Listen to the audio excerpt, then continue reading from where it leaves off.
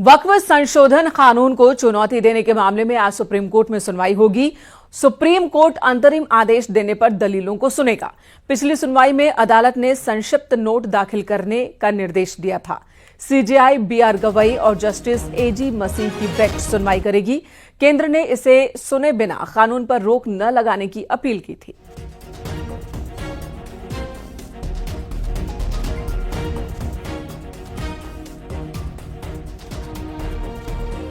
तो वक्फ विवाद में कई अहम मुद्दे हैं। आज इस पर सुनवाई होनी है। नए सीजेआई के बाद इस मसले पर पहली सुनवाई है, यानी कि जस्टिस सीजेआई बीआर गवई उनकी अध्यक्षता में वक्फ पर यह पहली सुनवाई होगी।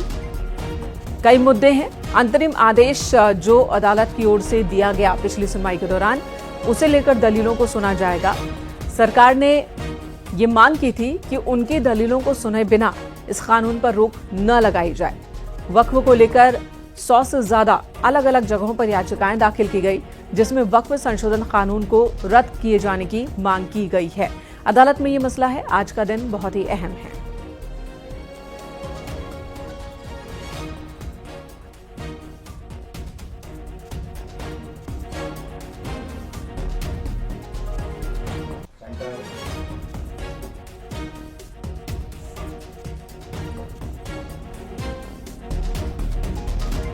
संभल मस्जिद सर्वे केस में मुस्लिम पक्ष को इलाहाबाद हाईकोर्ट से बड़ा झटका लगा। इलाहाबाद हाईकोर्ट ने सिविल कोर्ट का फैसला बरकरार रखा।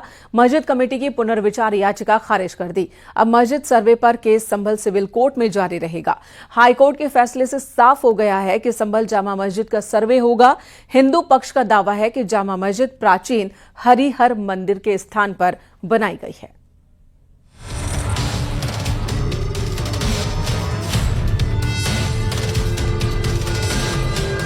संभल की जामा मस्जिद और हरिहर मंदिर विवाद मामले में इलाहाबाद हाईकोर्ट का फैसला आ गया है। एचसी ने रिव्यू अर्जी खारिज कर दी है, जिससे मस्जिद कमेटी को बड़ा झटका लगा है। हाईकोर्ट के फैसले से सर्वे का रास्ता साफ हो गया है। मस्जिद कमेटी ने 19 नवंबर 2024 को सिविल कोर्ट द्वारा दिए गए सर्वे के आदेश को चुनौती दी थी। मस्जिद कमेटी ने हाईकोर्ट में सिविल रिवीजन याचिका दाखिल की थी और मामले की मेंटेबिलिटी को चुनौती दी थी। हाईकोर्ट के फैसले से संभल में शाही मस्जिद का सर्वे तय हो गया। सिंपल प्रपोजिशन ऑफ लॉ है कि कोर्ट ऑर्डर 26 रूल 9 और 10 की पावर के एक्सरसाइज में सर्वे कमिश्नर नियुक्त कर सकती है। उस समय किसी को सुनने की कोई जरूरत नहीं है। लॉ का मैंडेट सिर्फ इतना है कि जब सर्वे कमिश्नर मौके पे सर्वे करने जाएंगे, तब वो दोनों पक्षों को उनकी मौजूदगी में सर्वे करेंगे, जो यहाँ पे 19 और 24 नवंबर को दोनों दिन फॉलो किया गया था। हिंदू पक्ष ने हरिहर मंदिर होने का दावा करते हुए संभल सिविल कोर्ट में याचिका दाखिल की थी। हिंदू पक्ष की याचिका पर संभल सिविल कोर्ट ने सर्वे का आदेश दिया था।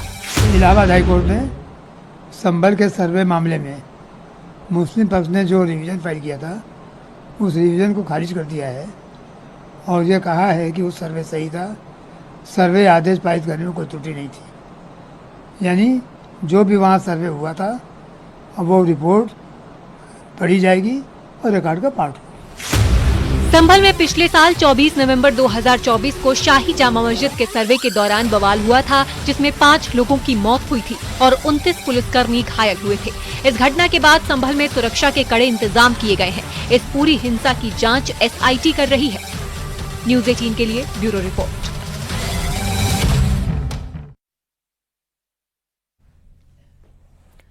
और संभल पर हाईकोर्ट के फैसले के बाद मौलाना बरेलवी ने कहा कि हिंदुओं को खुश होने की जरूरत नहीं है। हम सभी सुप्रीम कोर्ट में हाईकोर्ट के आदेश को चुनौती देंगे। मौलाना ने साफ तौर पर कहा कि संभल की जामा मस्जिद कल भी जामा मस्जिद थी, आज भी जामा मस्जिद है और भविष्य में भी जामा मस्जिद रहेगी। तो कुल मिलाकर हाईकोर्ट के फैसले को मुस्लिम पक्ष की ओर से सुप्रीम कोर्ट में चुनौती देने का फैसला लिया गया है। संभल की जामा मस्जिद के सिलसिले में इलाहाबाद हाई कोर्ट ने जो फैसला दिया है, उससे वक्ती तौर पर मुसलमानों में मायूसी जरूर हुई है, मगर मुस्लिम पक्ष के लोग माहिरीन कानून से सलाह मशवरा करने के बाद इस फैसले को सुप्रीम कोर्ट में चैलेंज करेंगे। मगर दूसरी तरफ हिंदू पक्ष को इस पर बहुत ज्यादा जश्न मनाने की जरूरत नहीं है। जिस तरीके से जश्न का इजहार किया जा रहा है, मिठाइयां बांटी जा रही हैं, तो ये उनको सोचना चाहिए। करोड़ों मुसलमान संभल की जामा मस्जिद को मस्जिद मानता है और वो कल भी मस्जिद थी, आज भी मस्जिद है और कल भविष्य के दिनों में भी वो मस्जिद ही रहेगी। नोएडा से खबर, जहां बालकनी की दीवार पर रखे गमले को हटाने को लेकर नोएडा अथॉरिटी कार्रवाई में जुटी है। पहले फेज में 57 सोसाइटी को नोटिस देकर बालकनी की दीवार पर लगे गमले हटाने के निर्देश दिए गए।